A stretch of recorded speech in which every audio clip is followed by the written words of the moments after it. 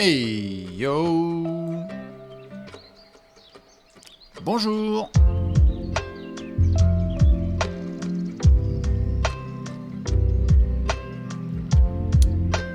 Oh.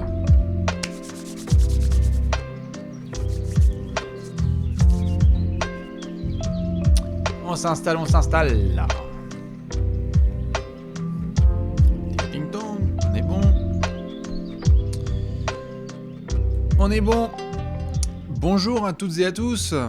Et bienvenue dans Allez Café, le petit rendez-vous qui va bien. Ah, il y a plein de gens qui sont là, évidemment, en direct et à qui je fais la bise tout de suite. J'espère que vous allez bien.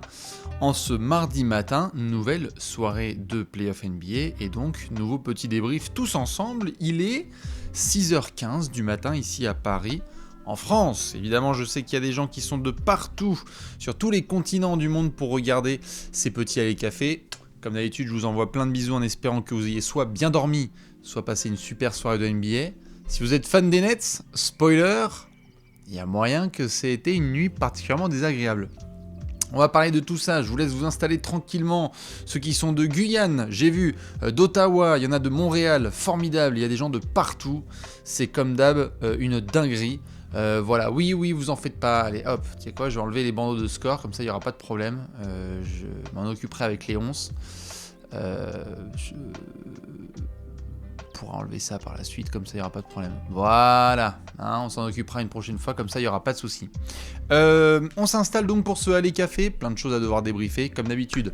3 rencontres cette nuit, on va pouvoir les débriefer une par une, puis ensuite, petit point d'information, puisqu'on a quand même une grosse news qui est tombée cette nuit. Certains l'ont vu, c'est en 3 lettres, ça commence par M, il y a un I au milieu et il y a un P à la fin. Le Most Improved Player, ça y est, le trophée est tombé, direction Memphis, on pourra débriefer tout ça. Dans tous les cas, je vois qu'il y a déjà des news qui commencent à tomber autour de Donovan Mitchell. On va parler justement du match du Jazz à Dallas, du match de Toronto à Philadelphie et du match des Celtics à Brooklyn. On va pas perdre une seule seconde, si ça vous va. Et je vais donc vous montrer les scores de cette nuit de NBA pendant que vous prenez le café. 3 matchs. Victoire d'abord de nos amis les Celtics qui sweep Brooklyn, c'est officiel, 116-112 pour la 4e rencontre de ce premier round. Kyrie, KD et Steve Nash sont officiellement à Cancun. Jason Tatum, Jaylen Brown, Ime Udoka et compagnie avancent en demi-finale. Le coup de balai est passé, on va en parler en détail. Bonsoir à toutes et à tous et bonjour à toutes celles et ceux qui s'installent maintenant. Ça y est, c'est bon, Boston n'a plus à affronter les Nets et les Nets n'ont plus à nous frustrer sur le terrain. On va pouvoir en reparler dans quelques minutes. Philadelphie qui est en train de tendre le bâton pour se faire battre, ou le fouet pour se faire fouetter. Vous connaissez Doc Rivers, il menait 3-0 dans la série. Aujourd'hui, il y a 3-2. Toronto qui s'est imposé 103-88. Pareil, on reviendra sur la belle performance de OG Anunoby, Pascal Siakam et ses comparses. Gros coup de silence à Philadelphie au Wells Fargo Center. On attendait une soirée festive, et bien ça s'est transformé en petit cauchemar pour les potes de Tyrese Maxey. On a terminé avec un autre type d'ambiance, c'était à Dallas où là ça a été la teuf, hein, la fête foraine, la fête à gogo, tout ce que vous voulez, le salon de l'agriculture aussi pour celles et ceux qui aiment bien les métaphores. Victoire de Dallas 102-77, absolument aucune opposition de la part du Jazz qui s'est fait étriller sur ce Game 5 alors qu'il y avait 2 partout dans la série. On va pouvoir pareil revenir en détail là-dessus. Pendant que vous vous installez peinard, je vous rappelle bien évidemment que pour ces playoffs, si vous voulez, hop, vous le voyez, petit instant promo NBA League Pass, vous pouvez vous faire tous les matchs en direct le soir et en replay le lendemain. En ce moment, il y a une promo à un peu moins de 20€ pour celles et ceux qui veulent, 18,99€. On a ça sur le site de Trash Talk, donc n'hésitez pas à aller checker. Voilà, hein, vous pouvez aller sur Google et taper promo NBA League Pass Trash Talk et vous tomberez sur cet article avec tout ce qu'il faut. On a même fait la présentation complète du NBA League Pass pour les curieux et curieuses qui n'ont jamais testé évidemment ce classique. Nous en tout cas, vous le savez, hein, on aime bien l'utiliser pour tout faire. Moi je fais mes screens, on regarde les replays le lendemain en HD, on fait de l'analyse, de l'expertise avec des grands H majuscules. On vous laisse évidemment vous régaler là-dessus. Je vois qu'il y a du monde qui se ramène en direct, ça fait toujours plaisir. Je vois qu'il y en a qui parlent des Raptors en 7, je vois qu'il y en a qui parlent aussi de Dallas et de Boston. On va tout décortiquer, les 3 matchs et ensuite donc un petit point d'info autour de Ja Morant. Je vais prendre la lampée protocolaire, la première, et vous laisser avec déjà ce premier score. On va démarrer tout de suite ce Alley Café avec la victoire de la soirée, c'est celle de Boston contre Brooklyn 116-112. C'est donc officiel. Les Nets sont en vacances. On avait vu Boston dérouler sur les 3 premiers matchs. Game 1 qui avait été bien serré avec la victoire au buzzer sur un lay-up de Jason Tatum. On était allé ensuite à Brooklyn avec une masterclass de Tatum à 39 points. Eh bien, on voulait voir s'il y avait un semblant de réaction de la part de Brooklyn. Malheureusement, non. Allez, on va dire que quand même, il y en a eu du côté de Kevin Durant. 39 points, 7 rebonds et 9 passes de la part de KD, mais c'était vraiment pas sa meilleure soirée. Encore des ballons perdus, pas facile, encore des shoots loupés, encore des erreurs défensives. Ce n'était pas du grand Kevin Durant. Très bien défendu par Boston, Grant Williams était au charbon, Jason Tatum y était aussi, Al Horford, Marcus Smart, tout le monde s'est dépensé pour que KD évite de claquer un match à 45, 50, 60 points. Et il faut dire qu'autour de lui, eh bien malheureusement, André Drummond, 4 minutes de jeu seulement, Bruce Brown est redescendu sur terre alors qu'il était exceptionnel depuis le début de la série. Kyrie Irving, depuis qu'il a quitté le TD Garden, depuis les majeurs du Game 1, j'ai envie de dire, c'est pas du tout ça, il termine sur un match à 20 points, 5 rebonds et 5 passes, et pour ceux qui n'ont pas vu la rencontre, c'est bien en dessous de ces statistiques-là. 16 Curry, 23 points et 4 rebonds. Il a essayé de sanctionner à 3 points, mais trop difficile en défense pour Seth, qui a été très souvent ciblé par l'attaque de Boston. Quelques joueurs qui ont essayé de contribuer. Goran Dragic, qui dans le dernier quart-temps, 10 points, 8 rebonds et 4 passes, essaye de sonner la charge. On a eu, Nick Claxton. Alors, formidable dans tous les aspects du jeu, en défense, au rebond, au hustle, mais à un moment, il est allé nous chercher quand même un record NBA All-Time. Heureusement, il a réussi à mettre un petit lancer. Pendant un moment de la soirée, Nick Claxton était à 0 sur 9 au lancer franc, je répète, 0 sur 9 au lancer franc. À ce moment précis, lorsque Nick Claxton était à 0 sur 9, il détenait le nouveau record all-time, puisque je rappelle que Shaquille O'Neal reste aujourd'hui le joueur qui a tenté le plus de lancers sans en mettre un seul dans un match. Il était à 0 sur 8. Donc quand on a vu Nick Claxton faire 0 sur 9, on s'est dit « Oh non !» Ça y est, il rejoint la légende le Shaq. Et en fait, une fois qu'il a loupé son 10e, 0 sur 10, on s'est dit « Purée, s'il fait 0 sur 11, c'est extraordinaire. » Il a mis son 11e lancer franc, sa 11e tentative, j'ai envie de dire. Donc il a terminé à 1 sur 11. C'était une punchline. Soirée pas facile pour Nick Claxton. Mais du côté de Brooklyn, très clairement, même si KD et Kyrie, on regarde les stats et on se dit, allez, 59 points, 14 passes, 12 rebonds, super, ils se sont défoncés.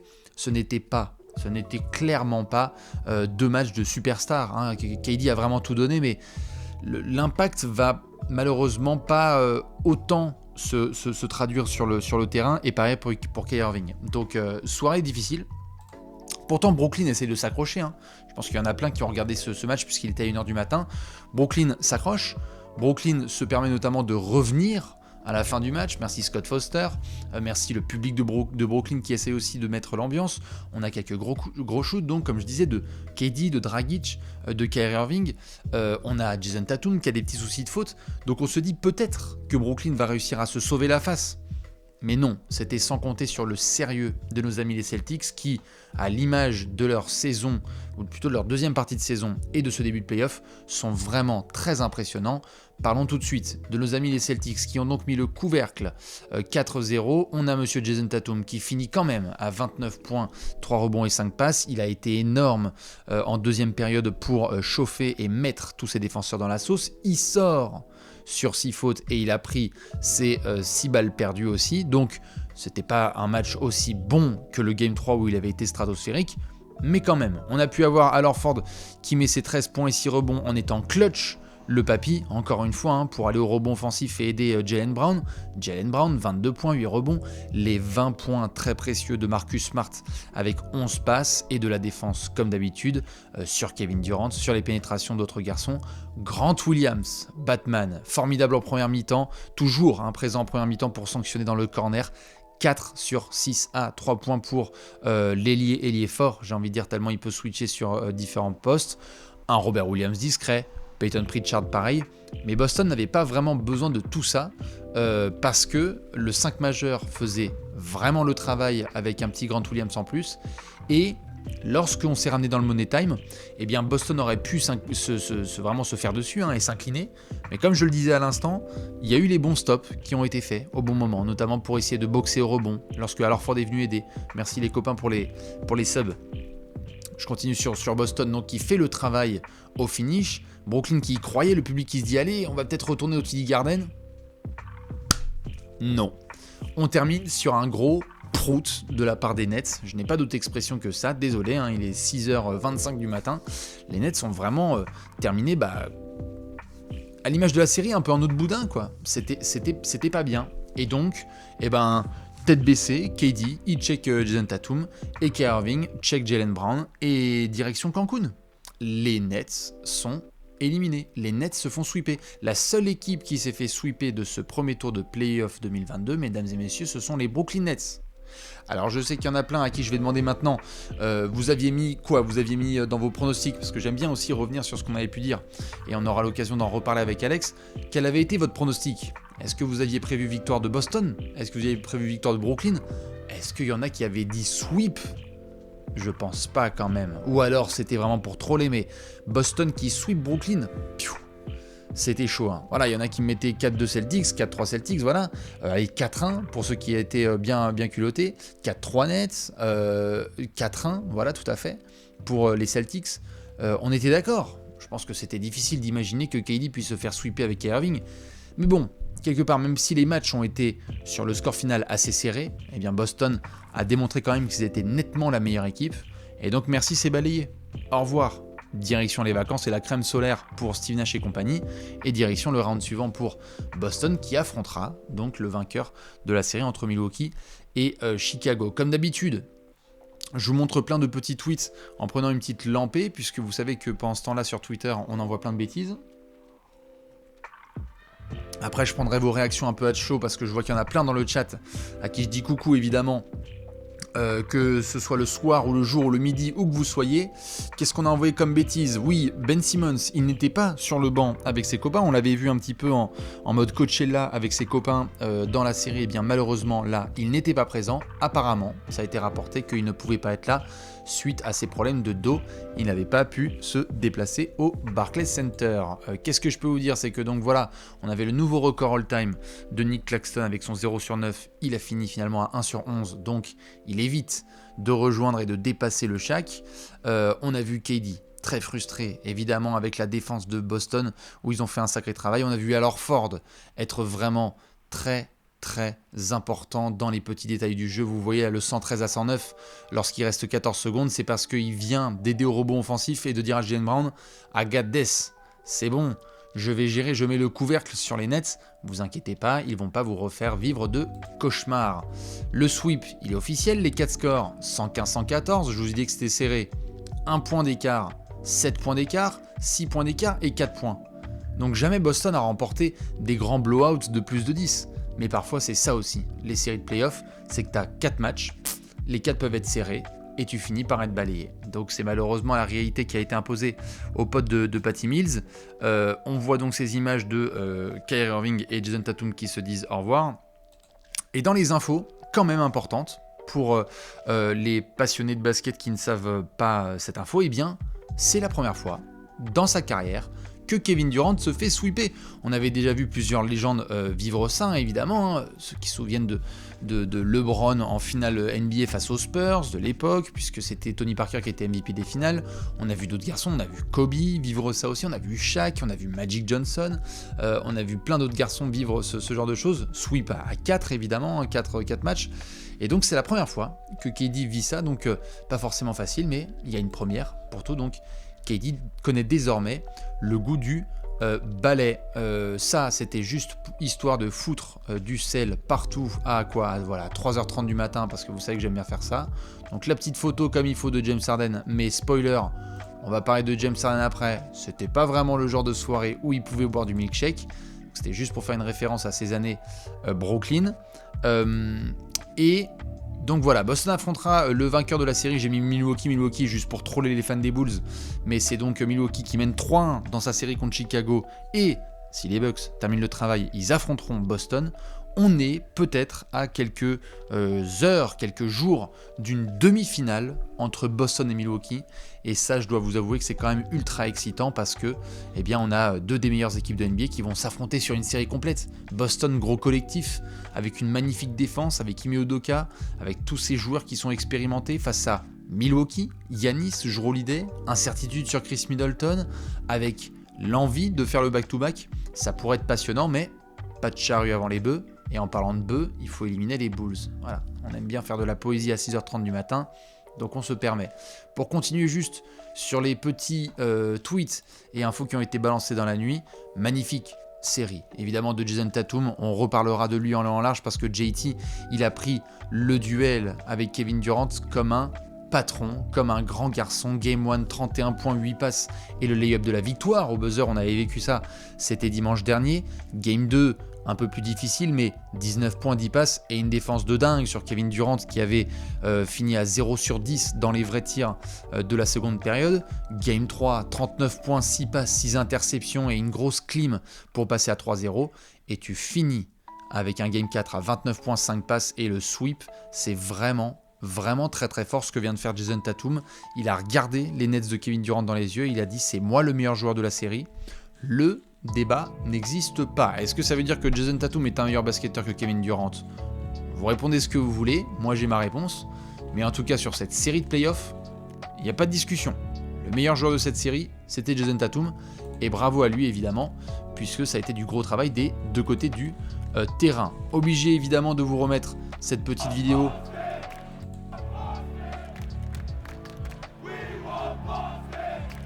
Ben oui, ils volent Boston.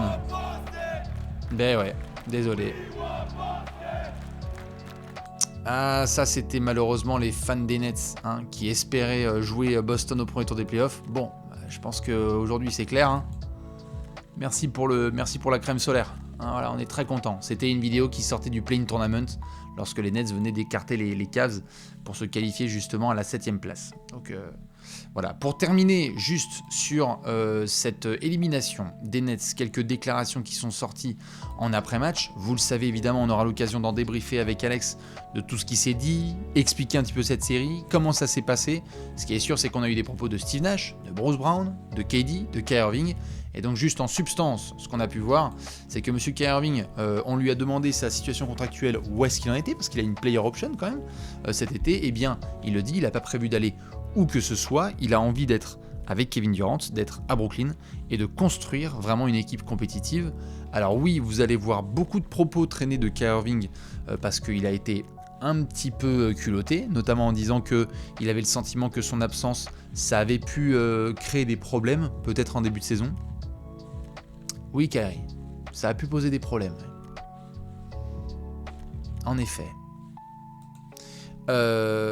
Maintenant, il a envie, lui, de continuer le projet avec Kevin Durant et il faudra construire un meilleur effectif et donc ne pas avoir des transferts dans tous les sens. Arrivé il y a 2 ans, on a vu, enfin il y a plus de 2 ans, on a vu un premier gros transfert avec l'arrivée de Harden, ensuite on a vu le transfert contre Ben Simmons. Ce serait bien un peu de calme quand même pour Kevin Durant et Kyrie Irving, avec un peu de solidité et de fond de jeu, ça ferait plaisir, parce que la NBA ça paye. Très rapidement, si t'as pas de fond de jeu et d'identité des deux côtés du terrain, tu peux pas juste foutre des Drummond et des Dragic, etc.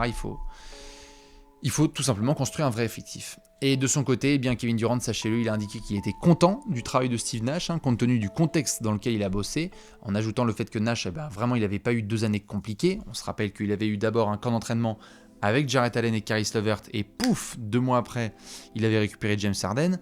Arrivé en playoff, il avait eu la blessure de Kyrie et de Harden, donc compliqué.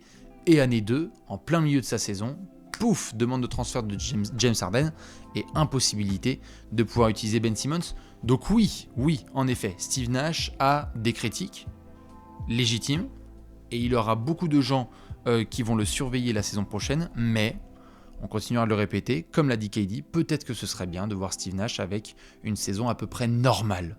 C'est-à-dire avec un effectif que tu peux construire avec ton management et sur lequel tu peux compter d'octobre à avril minimum. Ça fera partie notamment des gros challenges de nos amis de Brooklyn. Donc, bonnes vacances aux fans des Nets. Je vais prendre un petit peu, là, pendant que je vous remets le score, les réactions à chaud. Vous, là, vos réactions à chaud un petit peu sur... que vous soyez là en direct ou en replay, évidemment, sur YouTube. Les réactions à chaud un petit peu sur cette élimination. Aucune continuité dans l'effectif, dur de créer quelque chose. Je suis bien d'accord, c'était trop dur pour Brooklyn. Il a de quoi faire en plus Steve Nash. Ben oui, il a des purs joueurs, mais ce serait bien déjà d'avoir un camp d'entraînement complet avec Ben Simmons, Kyrie et KD. Parce que en cours de saison, il faut que tu fasses avec, c'est pas facile quoi. 4-0, je pensais pas, vraiment Boston est impressionnant, je suis tout à fait d'accord, ils ont été hyper solides et ils envoient un gros message. Déçu de pas avoir eu un vrai coup de chaud de Durant, c'est vrai, on aurait bien aimé l'avoir. Bonjour depuis la Thaïlande, salut. Nash est nul, je ne sais pas, on pourra revenir là-dessus et peut-être le confirmer par la suite. On me dit qu'il n'y a pas de saison normale en NBA pour un coach, c'est vrai que toutes les saisons sont compliquées, mais il y a plus ou moins d'aléas quand même. Il y a des effectifs où tu peux compter sur tes joueurs de septembre à avril. Là, c'est un peu compliqué pour Steve Nash. Je ne lui donne pas de joker, juste jugeons-le. Moi, en tout cas, j'ai prévu de le juger lorsqu'il aura une saison entière, sans avoir un joueur qui est à mi-temps, sans avoir un joueur qui demande son transfert, sans avoir un management qui fait un gros trade, sans avoir ceci, cela. Voilà, ce serait déjà pas mal. Ce Boston me fait penser aux Bucks de l'année dernière. Ouh, attention. Vous pouvez, mais vous savez ce que ça veut dire. Ça veut dire la bagouze. En tout cas, on vous le souhaite, comme diraient certains grands reporters sportifs. On va devoir enchaîner, parce que là, on a déjà bien parlé, mais c'était le gros steak de la soirée quand même. Boston, félicitations, direction les demi-finales. En attendant donc la qualif des Bucks s'ils font le travail face aux Bulls. Merci les Nets. On rediscutera de tout ça avec Alexis Nator dans un apéro spécial. On va enchaîner sur le deuxième match de cette soirée. Attention, souffrance. Souffrance si vous êtes fan de Philadelphie, car défaite. Oh là là là là là. Cette série, elle était menée 3-0 par Philadelphie. On était à Toronto, tout se passait bien. Joel Embiid disait « I'm coming for the sweep ».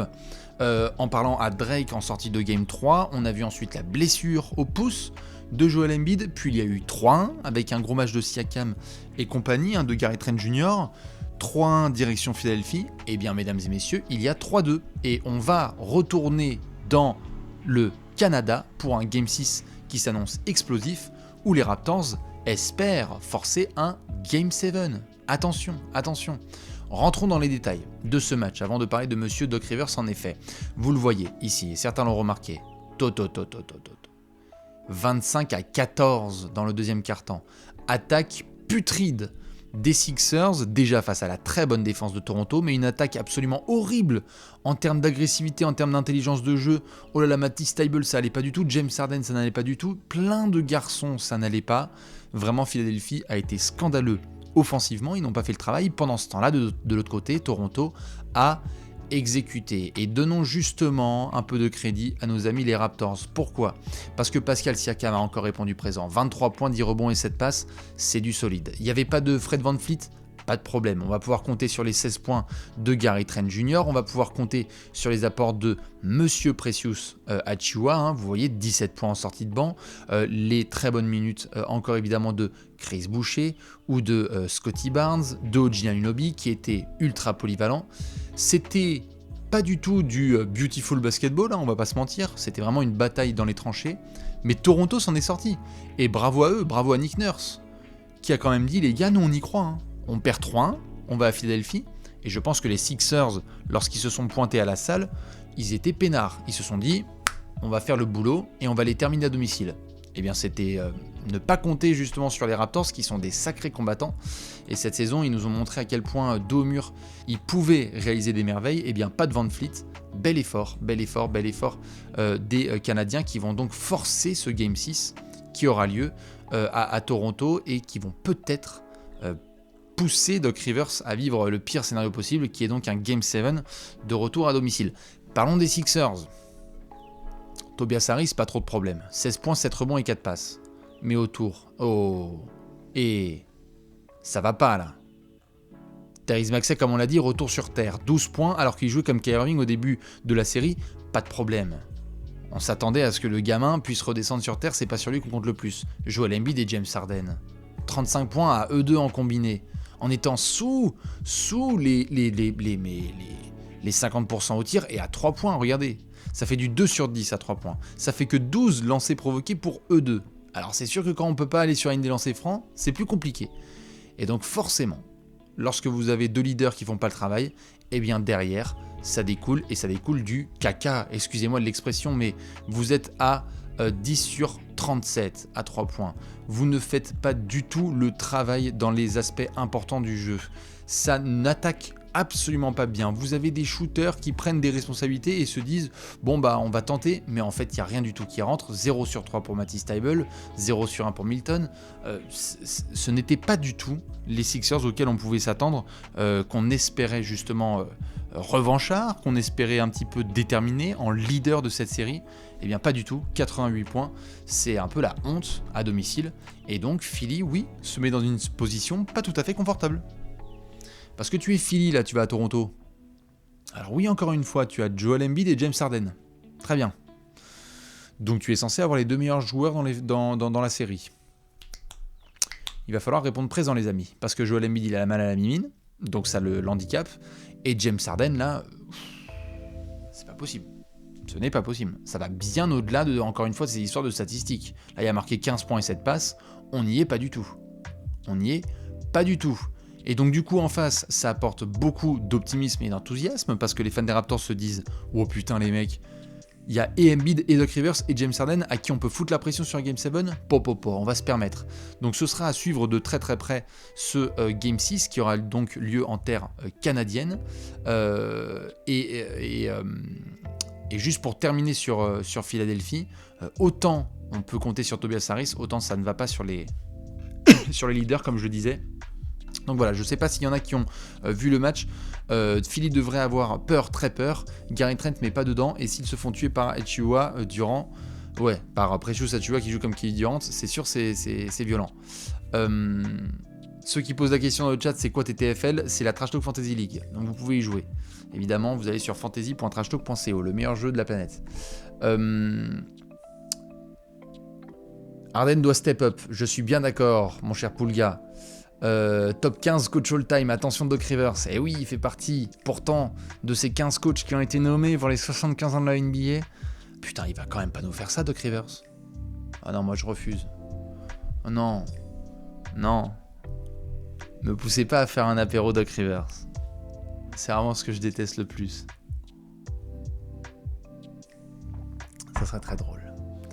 Comme d'habitude, je vais vous envoyer plein de petits tweets qui ont été envoyés dans la soirée. Donc, on est tombé sur ce screen qui fait très très plaisir, évidemment. 41-27, c'était le score en plein milieu du deuxième quart-temps. La honte absolue pour Philly qui s'est fait huer d'ailleurs par son public plusieurs fois. Les fans de Philly qui ont quitté la salle en pleine fin de quatrième quart-temps parce que c'était insupportable comme spectacle. Vraiment, moi j'aurais été fan de Philly, j'étais fou. Et j'ai vu des fans des Sixers, d'ailleurs, sur Twitter, qui m'ont dit « Putain, Bastien, on n'en peut plus, on pète des plombs. » Tu m'étonnes. Le niveau de step-up de l'équipe, là, c'était absolument outrageous, comme on dit. Obligé de montrer cette vidéo qu'on a sortie, parce que vous savez que j'aime bien faire des curses, donc ça avait été envoyé il y a quelques jours. Attention, il y avait 3-1, maintenant il y a 3-2. Attention à Monsieur Doc Rivers. Ça va commencer à s'étouffer bien fort. 3-2, il y aura peut-être 3-3, on verra. Dans tous les cas, comme je disais, il y a eu des U à Philadelphie. Toronto qui a fait un immense match en étant pourtant dos au mur, parce que s'ils perdaient, eh bien, ils allaient à l'aéroport avec KD pour partir à Cancun. Mais même sans Van Fleet, il n'y a pas eu de problème avec une grosse défense et de la patience en attaque. Et donc, oui, on va bien avoir ce Game 6 au Canada. Pour finir, qu'est-ce que j'ai envoyé? Voilà. Attention à cette stat. D'ailleurs, je vais prendre une lampée pendant que je vous le mets en bleu.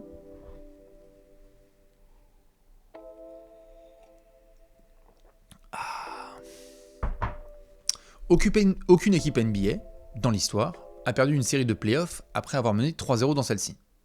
Je dis bien aucune. 0. Nous avons eu des équipes qui, menées 3-0, sont revenues à 3-3. Ça existe. Et qui ensuite ont perdu en 7. Donc, effort héroïque et ensuite, merci de rendre les armes. Que vont nous faire les Sixers? Est-ce que ça finit 4-2? Est-ce qu'il y a 3-3 puis 4-3? Et est-ce qu'il y a 4-3 Philly ou 4-3 Raptors? Je vous laisse me le dire dans le chat parce que, attention, ça peut être vraiment, vraiment très tendu. Qu'est-ce que vous dites, vous, de votre côté? Est-ce que vous pensez que Philly termine le travail? Putain, Philly finit le travail, hein. Me faites pas rigoler, hein. Il y en a qui me mettent 3. 4-3 Raptors. Oh là là, 4-3 Philly.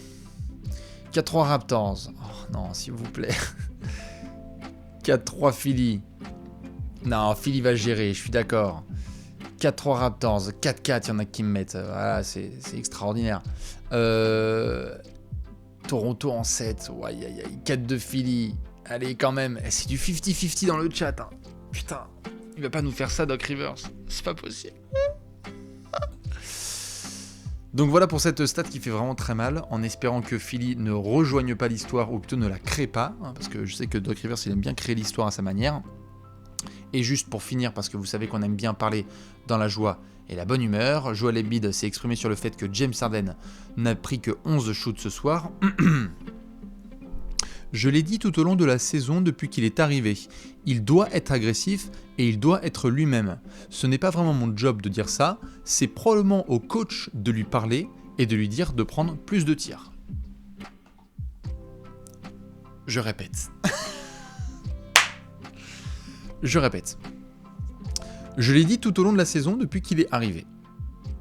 Il doit être agressif et il a besoin d'être lui-même pour qu'on gagne. Ce n'est pas vraiment mon travail. C'est le travail probable d'un coach qui doit lui putain de parler et lui dire de tenter plus de tirs. C'est ça, on sent toute la sérénité quand même. On sent qu'il y a un côté très, très calme, très Sixers serein quoi. Tu vois, tu sens tout de suite que les mecs sont peinards. En tous les cas, le peuple a parlé. Vous avez dit à 50-50 que soit Toronto passe en 7, soit Philly termine en 6 ou en 7. Ça va être extraordinaire. On surveillera évidemment le Game 6, absolument immanquable, au Canada. On enchaîne, puisqu'il y avait une troisième rencontre cette nuit. Hein, on continue le Alley Café. Pendant qu'il y en a plein qui nous ont rejoints, vous êtes 1300 à 6h40 du matin. C'est quand même extraordinaire ce truc. Hein. Vous êtes nombreux à dire que c'est vachement bien ces points du matin, et ben figurez-vous que ça me donne vachement d'énergie, et j'en parlais avec Léonce, pour continuer à vous les faire, donc on continue. Petite lampée, des gros bisous, et on enchaîne avec le troisième match. 102 à 75. Victoire de Dallas, très large, devant son public, avec Luka Magic, et avec tout ce qu'il faut, bien évidemment, de la part de nos amis les Texans. Alors là, attention, pareil, ça risque de faire mal. Si vous êtes fan du Jazz, bouchez-vous les oreilles. Si vous êtes fan de Dallas, on craque les doigts, on touille le café et on se régale. Oh, qu'est-ce que c'est que ça? 18 points du Jazz dans le premier quart-temps, 18 points du Jazz dans le deuxième quart-temps, 19 points du Jazz dans le troisième, 20 points du Jazz dans le quatrième quart-temps, 75 points au total. Le Utah Jazz. Est-ce que vous êtes prêts pour cette violence qui va s'afficher sous vos yeux dans quelques secondes? Excusez-moi, là c'est quoi ça? 3 sur 30 à 3 points? 3 sur 30 à 3 points? 3 sur 30? T'as loupé 27 de tes 30 tirs à n'importe quoi. 3 sur 30 à 3 points pour le Jazz qui a fait n'importe quoi. Ils n'ont pas existé dans la rencontre. Dallas leur a roulé dessus. On avait vu ce qui s'était passé sur les matchs 2 et 3. Dallas était dans un super rythme. Ensuite, on a eu la victoire de Utah à domicile dans le Game 4 pour se sauver la face. Alley-oop de Donovan Mitchell pour Rudy Gobert. Et bien là, attention. Attention le Jazz. Parce que qu'est-ce qu'on a eu? Regardez-moi ça. Hormis les 17 points et 11 rebonds de Rudy Gobert. Hormis les 20 points de Jordan Clarkson. Donc vous avez 37 points pour ces garçons. Et bien après, autour de ça, Bojan Bogdanovic, 0 sur 9 au tir, 0 sur 5 à 3 points. Donovan Mitchell, 0 sur 7 à 3 points. C'est-à-dire que Bogdanovic et Donovan Mitchell, c'est 0 sur 12, d'accord? Vous y ajoutez Jordan Clarkson, ça fait 0 sur 16 à 3 points. 0 sur 16. Vous savez ce que c'est ça? 0 sur 16 à 3 points? Vous ne faites que des briques. C'est terrible. Mike Conley, qui a définitivement 157 ans sur cette série, 0 sur 3, 1 sur 6 au tir. Bon, en gros, c'est même pas... Je sais même pas s'il y a un... Il y a quoi... J'allais dire, il y a quoi d'autre comme meneur? Non, même Spencer Dinwiddie avec 2 mains dans le dos, il joue mieux que Mike Conley. C'est terrible. Utah n'a pas existé. Le 5 majeur a été catastrophique. Regardez, c'est simple. Il n'y a que Jordan Clarkson et Rudy Gobert qui ont tous les deux mis plus de 10 points. D'accord?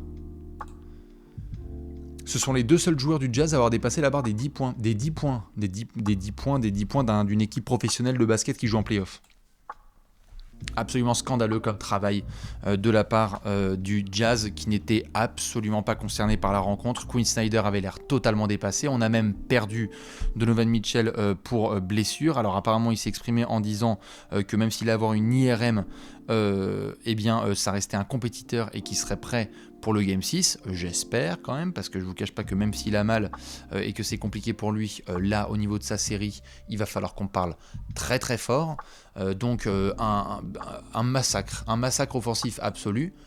Deux choses, évidemment vous le savez, quand il y a un massacre offensif absolu, déjà dire aux joueurs qui ont shooté qu'il faudrait peut-être aller checker un ophtalmo, mais aussi rendre hommage à nos amis de Dallas. Encore une magnifique performance de la part des hommes de Jason Kidd qui ont pu se régaler. Pourquoi? Parce que vous avez Monsieur Luka Magic. Merci Monsieur BR7, 17 pour le petit sub. Et à toutes celles et ceux qui envoient des subs. Un petit Luka Magic? Parfait. 33 points, 13 rebonds et 5 passes. Il n'a même pas eu besoin de jouer tant que ça parce qu'il a été énorme dans le 3e quart-temps. Step back à 3 points, step back à 3 points, step back à 3 points. En première mi-temps, il va s'amuser avec notamment du Bogdanovic en isolation ou du Rudy Gobert. Il a fait péter un câble à son public, Luka Doncic. C'était le Luka merveilleux comme on aime, bien accompagné par Jalen Brunson qui fait définitivement des playoffs exceptionnels. 24 points en coéquipier du backcourt. Pourtant, Dallas n'a pas pu compter sur un banc extrêmement productif. On a les 9 points de Spencer Dinwiddie, mais sinon ça a été du garbage time. Mais il n'y avait pas besoin. Il n'y avait pas besoin parce que le 5 majeur avait tellement fait le boulot que vous pouviez largement vous passer de votre banc. Vous avez les 13 points et 5 rebonds et 4 passes de Dorian Finney-Smith avec encore des sanctions. Pareil pour Reggie Bullock, ça va au-delà des stats, mais cette fois en positif.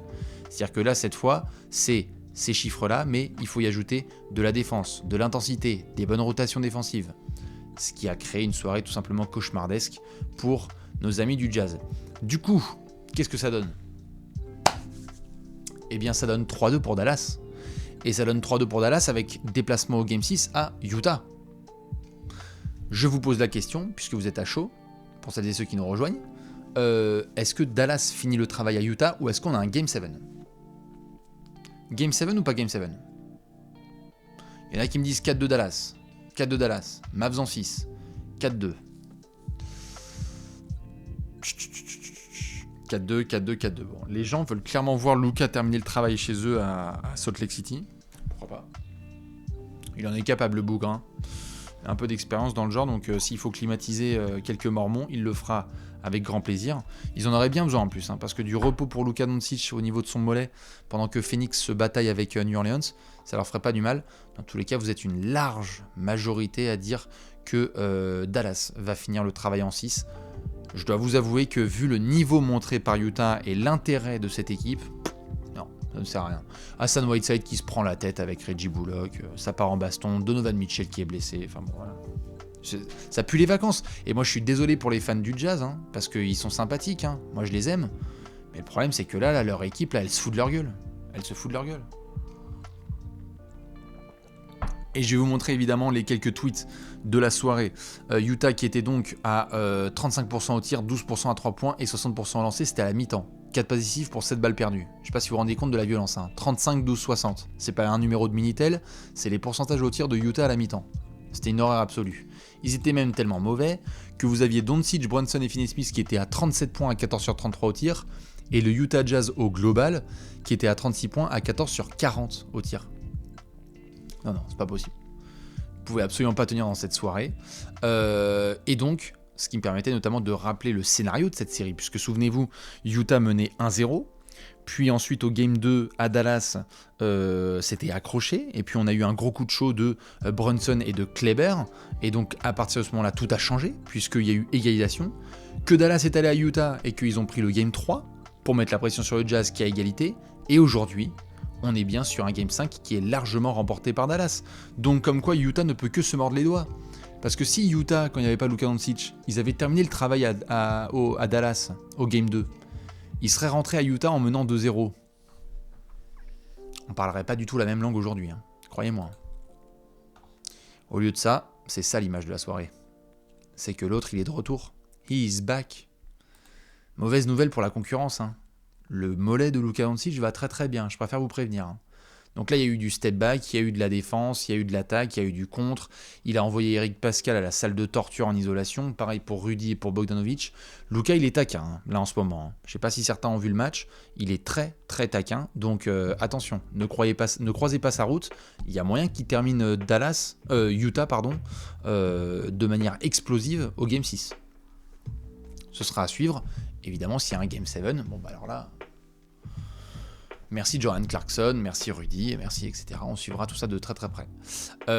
Donc, pour terminer ce petit point, je vous remontre les scores de cette soirée, puisqu'on a fait le point complet. Victoire donc de Boston qui sweep Brooklyn 116-112 sur le 4e match, et donc bonnes vacances à Cancun pour Kevin Durant et Kyrie Irving.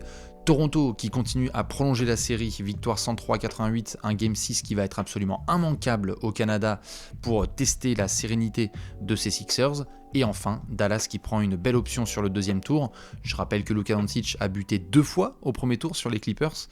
Il pourrait enfin accéder aux demi-finales si Dallas termine le travail contre Utah, ce qui est fort probable. On surveillera évidemment la situation de santé de Donovan Mitchell, qui est donc touché. Pour terminer ce petit point, je vous rappelle donc que le tableau du bracket, normalement il est à jour, il est juste ici. 2-2 dans la série entre Phoenix et New Orleans, très hâte de vivre le Game 5 qui aura lieu donc à Phoenix. Dallas qui prend le lead donc 3-2, Golden State qui espère finir le travail à la maison puisqu'il mène 3-1, retour au Chase Center. 2-2 dans la série entre Memphis et Minnesota, on va parler des Grizzlies dans quelques secondes. Et puis dans la conférence Est, là, on va dire que c'est un peu plus clean, 4-0 pour Boston, qui est donc la première équipe qui se qualifie au round suivant. Milwaukee qui espère en faire de même pour nous offrir cette exceptionnelle demi-finale entre les Celtics et les Bucks. Philly, attention, qui doit boucler le travail, et Miami qui va retourner à la maison, à la FTX Arena, pour définitivement terminer l'équipe de Trae Young et Clint Capella. Voilà un petit peu pour ce bracket. Pour finir, juste un petit point d'info. Et je veux bien évidemment vos réactions parce que je sais que ça a un petit peu créé le débat avant les matchs de ce lundi soir. Oui, c'est ça, parce qu'on est mardi, hein, je crois. 6h57, ouais, c'est ça, on est mardi, oui. Nous avons un nouveau trophée qui est tombé. Respectons Monsieur Ja Morant, qui est élu en effet officiellement progression de l'année 2021-22. Il a fait une saison extraordinaire, le leader des Grizzlies, avec des progressions dans tous les sens. Je vais vous remontrer ça puisque numériquement, voilà, il y en a plein. Vous pouvez quand même commencer par applaudir. Voilà, je sais qu'il y en a qui commencent à dire oui, il y a du vol. Il y en a qui m'ont dit que c'était n'importe quoi, que c'était une fraude. Enfin bref, toujours ce côté très modéré et parfaitement agréable des réseaux sociaux. On passe quand même de 19 à 27 points, de 4 à 6 rebonds, un peu moins de passes, mais un peu plus d'interceptions, des meilleurs pourcentages dans tous les tirs, au tir global, à 3 points, au lancer franc, et cette évolution surtout des Grizzlies qui ont le deuxième meilleur bilan de la NBA. Ja Morant, je vous le rappelle, avant que la saison elle démarre, il avait dit qu'il espérait être dans le top 5 des meneurs de la NBA, qui a quoi à dire 8 mois plus tard.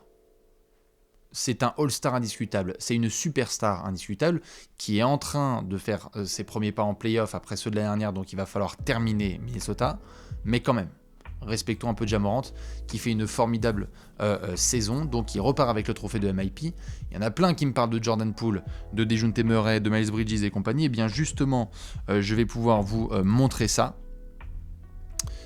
Tac, ça ce sont les détails des votes. Donc comme vous pouvez le voir, Ja Morant finit avec 221 points dans cette course au trophée de Most Improved Player. On a Dejounte Murray qui est deuxième, on a Darius Garland qui est troisième, qui a fait une formidable progression à Cleveland, Jordan Poole quatrième, Desmond Bane cinquième. Il y a 3 joueurs de Memphis dans le top 12, puisque vous voyez Jaren Jackson Jr. un peu plus bas. On a du Anthony Simons, du Miles Bridges, Tyrese Maxey, évidemment, et puis du Jalen Brunson et du Max Truss et Robert Williams. Donc, pour le coup, moi, quelque part, j'ai envie de dire, Ja Morant, oui, ça en a frustré certains de voir que Ja Morant était un top 3 de draft, rookie de l'année, qui est All-Star et donc meilleure progression pour son année 3. Oui, ça peut frustrer. Il n'empêche que le jump réalisé par Ja Morant, là, cette saison, a été unique, énorme. On a rarement vu ça. Ça a été d'ailleurs un des phénomènes de cette saison-là. Et donc, en ce sens, peut-être qu'on aurait pu le donner à Dejounte Murray, ou à Darius Garland, ou à Jordan Poole, mais lorsqu'on se retrouve devant des situations pareilles, eh bien parfois il faut casser un petit peu les règles et donner aux joueurs qui juste transcendent la NBA. C'est le cas de Ja Morant, qui était juste un meneur sympathique et spectaculaire il y a 8 mois et qui aujourd'hui est une véritable superstar. Donc voilà pour les petits votes. Je vais vous poser la question à vous, juste en terminant cette belle photo de Ja Morant qui a quand même déposé le trophée à Desmond Bane, parce que pour lui, c'est Desmond Bane qui le remporte. Hein. Je t'ai laissé le trophée dans ta cuisine. Bravo mon petit tueur, tu le mérites. Donc voilà, c'était juste le côté très collectif de Ja Morant qui fait toujours plaisir. Je vous pose la question, vous aviez voté pour qui? Je vous remets un peu le tableau. Qui était votre vote? Est-ce que c'était Ja Morant?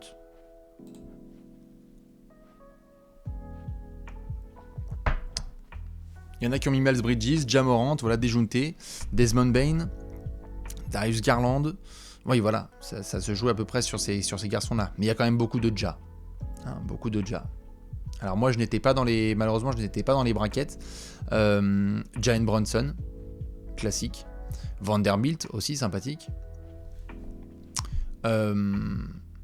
Je sais que le trophée de MIP est rarement donné au sophomore, mais pour sa progression des deux côtés du terrain, je l'aurais donné à Bane. C'est vrai que Desmond Bane a été très très fort. Bon, il termine voilà, dans le top 1, 2, 3, 4, 5 de ce trophée. Et il a reçu pas mal de fleurs quand même grâce à la progression globale des Grizzlies cette saison. Donc allez, on va dire qu'il le partagera avec Ja Morant et qu'ils seront très contents d'essayer d'avancer au tour suivant, puisque au-delà des trophées individuels, on le sait, l'important c'est de valider la régulière avec des gros résultats collectifs en play-off. Et il va falloir écarter nos amis les Wolves. Justement, ça me permet de faire transition puisque, comme vous le savez, la NBA continue et donc les matchs continuent. Programme de ce soir. J'espère que vous êtes prêts. On ira du côté de Miami pour voir si le Heat termine les Hawks et se repose derrière. Il en faudra du repos avant d'affronter le vainqueur de la série entre Philadelphie et Toronto. Donc, finition attendue de la part de Jimmy Butler et ses amis contre Trae Young. Ensuite, puisqu'on parle de Ja Morant, il va soulever son trophée devant son public. Match 5 entre les Grizzlies et les Wolves. Attention, sacré test, Minnesota n'a pas peur du challenge. Hein, ils ont remporté le Game 1 dans le FedEx Forum. Et les Grizzlies, très attendus, qui doivent montrer que c'est une des forteresses les plus imprenables de la NBA, avec un effort des deux côtés du terrain. Ensuite, on ira à Phoenix pour un autre Game 5. C'est une très très belle nuit de NBA qui nous attend. Alors les horaires sont un peu nuls, hein, 1h30 puis 4h du matin.